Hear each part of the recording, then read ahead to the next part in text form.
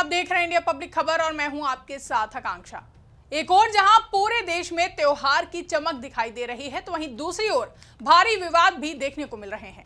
बता दें कि इस बार 14 मार्च को होली के साथ जुम्मे की नमाज का दिन भी पड़ रहा है। इसी वजह से कई राज्यों में विवाद की स्थिति बन चुकी है। कहीं पर नमाज का समय बढ़ाने की मांग की जा रही है, तो कुछ राज्यों में तो नेताओं द्वारा ही दो टूक कहा जा रहा है कि नमाज घर में अदा की जाए। इस पूरे विवाद की कहानी उत्तर प्रदेश से शुरू हुई थी, जहां पर संभल में सीओ अनुज चौधरी ने कहा था कि जिसको भी रंग से परहेज है वो घर में नमाज पढ़े। उसके बाद से ही राज्य दर राज्य ऐसी बयानबाजी होती रही और अब एक विवाद की स्थिति बन चुकी है। बात चाहे यूपी की हो, मध्य प्रदेश की हो या फिर बिहार की, हर जगह इस मुद्दे पर राजनीति तेज होती सुनाई दे रही है।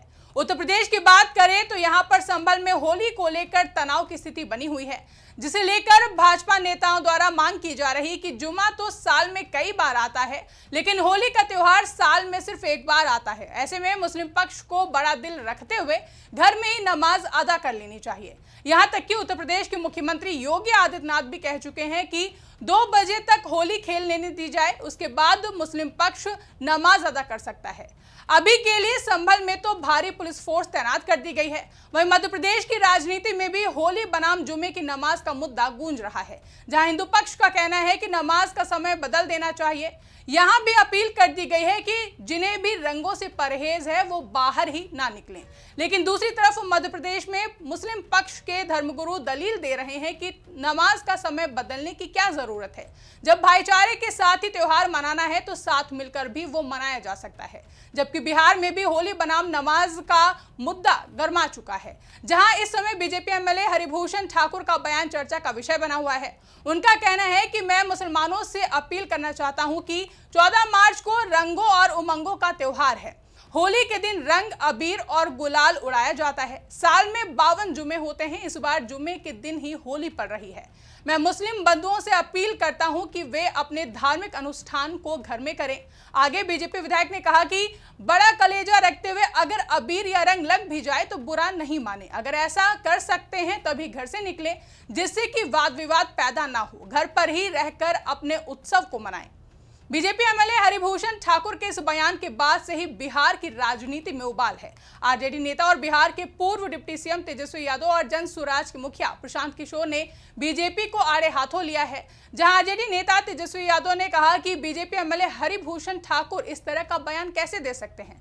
साथ ही तेजस्वी यादव ने बीजेपी एमएलए से माफी की भी मांग की है। तो वहीं जन स्वराज के मुखिया प्रशांत किशोर ने कहा कि क्या भाजपा विधायक के बाप का राज है, वे किसी भी स्थिति में अपना मत किसी पर नहीं थोप सकते। जाहिर है कि होली बनाम जुमे की नमाज को लेकर लगी सियासी आग की लपटें अन्य राज्यों में भी फैलती नजर आ रही हैं।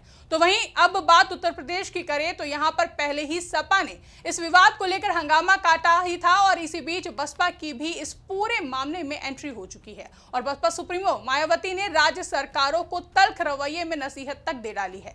जैसा कि आपको पता है कि इस बार देश भर में 14 मार्च को होली मनाई जाएगी और इसी दिन रमजान के दूसरे जुमे की नमाज भी अदा होनी है। इसको देखते हुए यूपी पुलिस ने अपनी कमर कस ली है, लेकिन एक ही दिन होली और जुमा होने के चलते यूपी में ये राजनीति का विषय बन गया है, जहां संभल सीओ अनुज चौधरी के बयान के बाद से बवाल मचा हुआ है। सपा समेत तमाम विपक्षी दलों ने अनुज चौधरी को आड़े हाथों ले लिया है। हालांकि सीएम योगी आदित्यनाथ ने संभल सीओ के बयान का समर्थन किया है। इसी बीच इस मामले पर बसपा सुप्रीमो मायावती की भी एंट्री हो गई है, जिसके बाद मामला और भी ज्यादा गर्माता हुआ देखा जा रहा है। बता दें कि पूरे मामले पर प्रतिक्रिया देते हुए बसपा सुप्रीमो मायावती ने सरकार को आड़े हाथों लेते हुए कहा कि संभल की तरह अधिकारियों का गलत इस्तेमाल नहीं करना चाहिए, बल्कि इन्हें कानून व्यवस्था पर विशेष ध्यान देना चाहिए। बसपा की राष्ट्रीय अध्यक्ष और पूर्व मुख्यमंत्री मायावती ने सोशल मीडिया प्लेटफॉर्म एक्स पर पोस्ट कर अपना बयान जारी किया है, जिसमें बसपा सुप्रीमो ने पोस्ट के जरिए लिखा कि जैसा कि विदित है कि इस समय रमजान चल रहे हैं और इसी बीच जल्दी होली का भी त्योहार आ रहा है,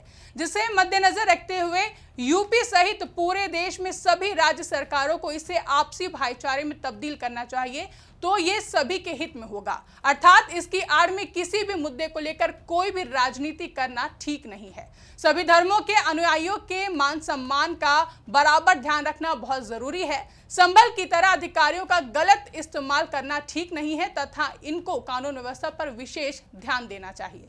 बसपा सुप्रीमो मायावती से पहले समाजवादी पार्टी की ओर से भी संभल सीओ के बयान की आलोचना करते हुए सपा सांसद रामगोपाल यादव ने तो ये तक कह दिया था कि जब कभी व्यवस्था बदलेगी तो ऐसे लोग जेल में रहेंगे। तो वहीं सपा सुप्रीमो अखिलेश यादव ने एक्स पर पोस्ट करते हुए लिखा था कि जिन अधिकारियों को होली और ईद के गले मिलने में एक रूपता देखनी चाहिए, अगर वो ही नकारात्मक बात करेंगे तो भेदकारी भाजपा के राज में सौहार्द की रक्षा कैसे होगी। जबकि समाजवादी पार्टी से चंदौली के सांसद वीरेंद्र सिंह ने संभल के सीओ अनुज चौधरी पर बड़ा बयान देते हुए कहा कि वो मुख्यमंत्री द्वारा पाला हुआ टुच्चा गुंडा है, इसीलिए ऐसी बातें कर रहा है।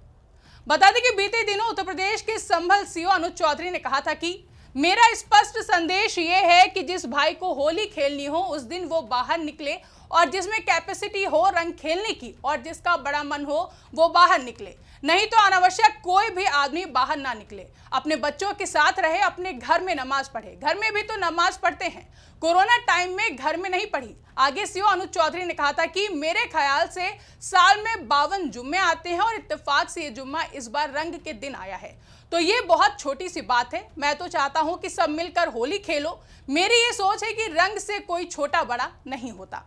संभल सीओ अनुज चौधरी के इस बयान पर विपक्षी दलों ने हमला बोला था। हालांकि मुस्लिम धर्मगुरु जुमे की नमाज में 1 घंटा बढ़ाने की बात कर रहे हैं, वहीं दोपहर में 12:30 बजे के बाद होने वाली नमाज को 2 बजे के करीब अदा करने की चर्चा चल रही है। ऐसे में अब देखना अहम होगा कि होली बनाम जुमे की नमाज को लेकर जारी ये विवाद किस तरह से सुलझता है और विपक्षी दलों की ओर से इस मामले पर जारी बयानबाजी कब रुकती है। फिलहाल के लिए इस रिपोर्ट में बस इतना ही। इस रिपोर्ट को लेकर आपकी क्या राय है, कमेंट करके हमें जरूर बताएं। साथ ही ऐसी ही तमाम बड़ी खबरों के लिए हमारे YouTube चैनल को सब्सक्राइब करना ना भूलें।